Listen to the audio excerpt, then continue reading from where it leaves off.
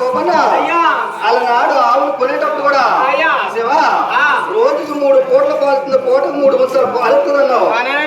పాలన్నీ కూడా గోవు ఇవ్వట్లేదు. నువ్వు ఎక్కడైనా అమ్ముకున్నావు, ఆడుతున్నావు, నాకేం అర్థం అవట్లేదు. గోపన్న శివా నీకు ముందు 3 నెలలు జీతం ఇవ్వాలి.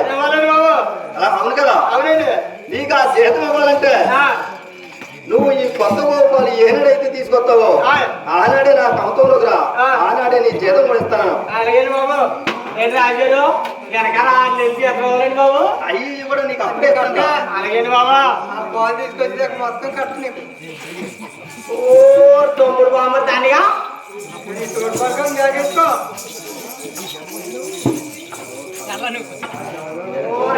తమ్ముడు బామ్మ దాన్ని బామ్మతే అన్ని బామ్మ దాన్ని తోడలు మేనని చెప్పరా చెప్పరా. రాజీరావు కొత్త గోపు అనుమానరా కొనేహన్ రా. మీరు చేసిద్రా ఇప్పుడు ఆ ఆవుపాలు తెచ్చిన కాపలు రామని ముందు 3 నెలలు చేద్దాం. ఏమోనరా బాబు కాదురా మా చిన్నత్తరి కొన్నాను కదా చిన్నవునే ఆ పాలు అమ్ముతున్నాను అక్కడ బాబు. ఆ పాలు చుక్కలు కూడా ఇస్తారు బాబు. ఏం చేస్తామంటే యావు వెనకాల 6 నెలలు చేద్దాం రూపాయి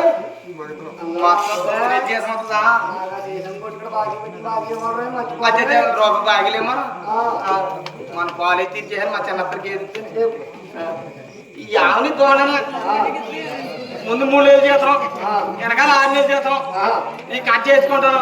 ఆ యావ పాలు తీసుకెళ్తే తీసిస్తా అన్నారా. ఎక్కడ వాళ్ళు యావ పాలు ఇస్తలేదు బాబు. వ్యాపారం మేపుతలేదు బాబు. బంగాళ మేపుకుంటున్నాను. మన కొత్తగా మొత్తం ఆవుమందరూ కాస్తాడు. కొత్తగా ఎక్కడికి వెళ్తుంది, ఏం చేస్తుంది అన్నీ చూడు. ఆవుని చూసుకుంటాం మన మంది అంటారు. మళ్ళీ ఇక్కడ నుంచి అలాగైతే యావ కాయమంటావు, యావ కాయమంటావు. బంగాళలో కాస్తుంది. సరే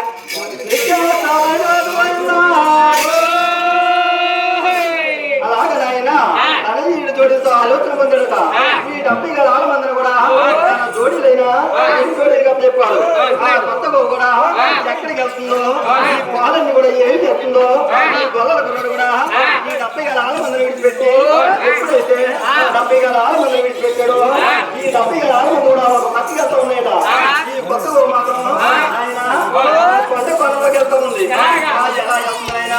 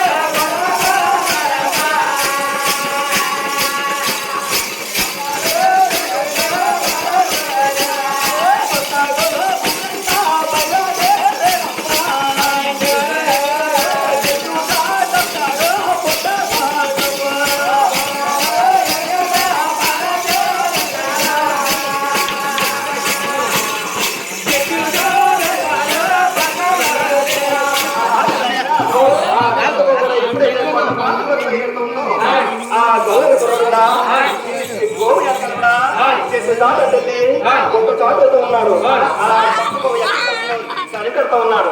అప్పుడు ఆయన ఈ గోవు కూడా ఆ పర్వతం మీదకెళ్ళి ఆ పుట్టగలు కూడా ఎప్పుడైతే పాలుస్తూ ఉందో ఈ గొర్రెల పిల్లలు కూడా కళ్ళారు మూసి ఏం చేస్తున్నాడు ఆయన